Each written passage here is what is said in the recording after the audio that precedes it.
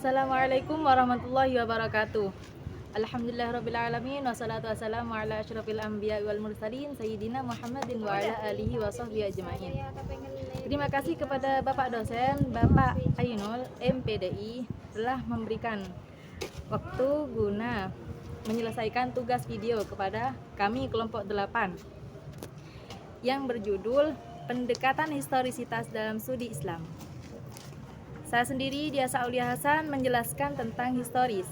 Historis dalam studi Islam adalah suatu cara memahami ajaran, teks, dan praktek Islam dengan memperhatikan konteks sejarah saat teks itu muncul, berkembang, dan dipraktekkan. Pendekatan ini melihat bahwa ajaran Islam tidak lahir dalam ruang hampa, melainkan dipengaruhi oleh situasi sosial, politik, budaya, dan ekonomi pada masa tertentu.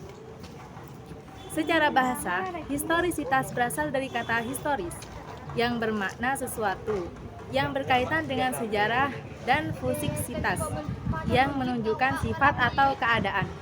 Secara terminologi, metode analisis yang menempatkan teks dan praktek keislaman dalam perkembangan sejarahnya, memahami ajaran Islam, dan diaplikasikan sesuai dengan kondisi sosial, politik, budaya pada masa tertentu.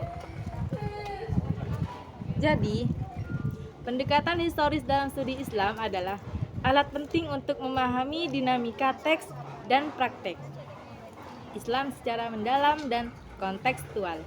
Ia tidak bermaksud menggantikan pendekatan normatif, tetapi melengkapi dengan memberikan wawasan tentang latar belakang historis. Ini membantu kita untuk memahami dan menerapkan ajaran Islam secara lebih bijak dan dunia modern yang terus berubah skrip.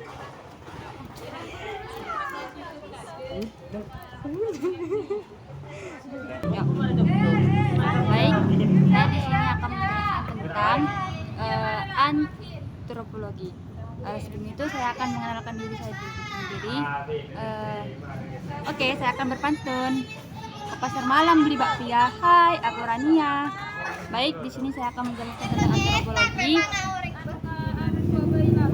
Jadi, antropologi adalah kajian tentang manusia yang melihat praktik-praktik yang melihat praktik-praktik keagamaan Islam dalam konteks budaya, sosial, ekonomi, politik, masyarakat. Bukan sebagai dogma semata. Apa itu dogma semata? Dogma semata adalah kepercayaan yang diterima begitu saja. Pendekatan ini bersifat deskriptif.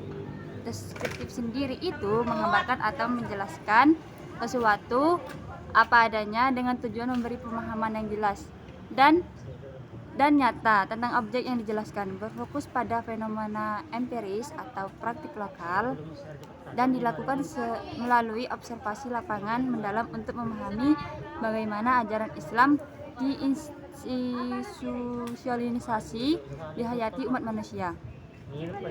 Antropologi memandang Islam bukan hanya sebagai ajaran suci yang bersifat transenden, tetapi juga sebagai fenomena sosial dan budaya yang hidup dalam masyarakat. Pendekatan ini membuka ruang untuk melihat Islam dalam keragaman bentuk dan praktiknya di seluruh dunia dengan tekanan, pemahaman, dan kontekstual, mendalam, dan tidak menghakimi.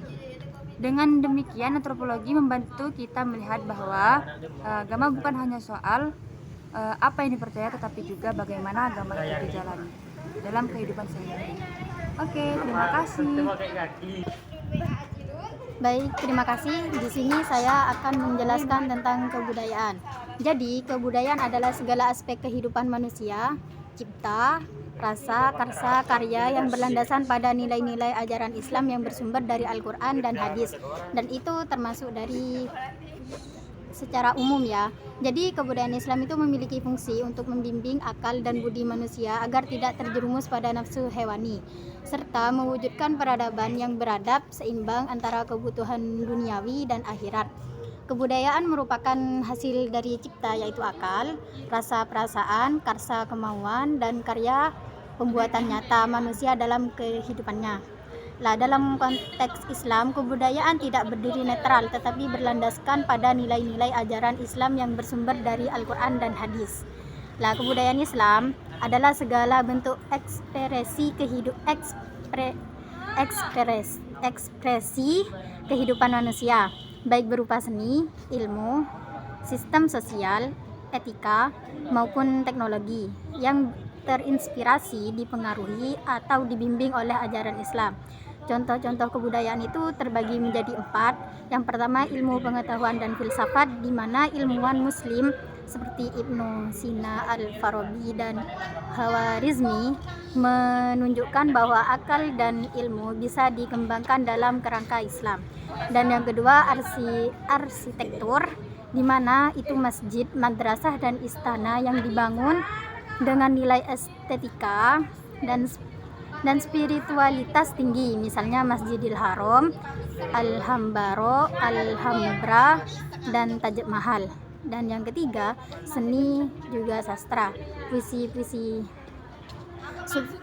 sufistik seperti Rumi, kaligrafi, dan musik Islami yang memperindah batin dan mendekatkan diri pada Tuhan. Dan untuk yang terakhir itu ada ekonomi dan sosial. Sistem ekonomi Islam yang menekankan keadilan dan anti riba, zakat, dan wakaf sebagai bentuk budaya berbagi dan solidaritas. Lah, kebudayaan Islam ini adalah perwujudan nilai-nilai Islam dalam kehidupan manusia yang mencakup seluruh aspek kehidupan, akal, rasa, kehendak, dan karya. Ia tidak hanya bertujuan menghasilkan kemajuan duniawi, tetapi juga membangun manusia yang beradab dan seimbang, yang menjadikan nilai-nilai Islam sebagai kompas moral dan spiritual. Dengan kata lain, kebudayaan Islam bukan hanya tentang apa yang dilakukan manusia, tetapi bagaimana manusia hidup dan berkarya dengan petunjuk dari Allah dan Rasul-Nya, agar tidak tersesat dalam hawa nafsu dan tetap menuju pada kehidupan yang diridhoinya.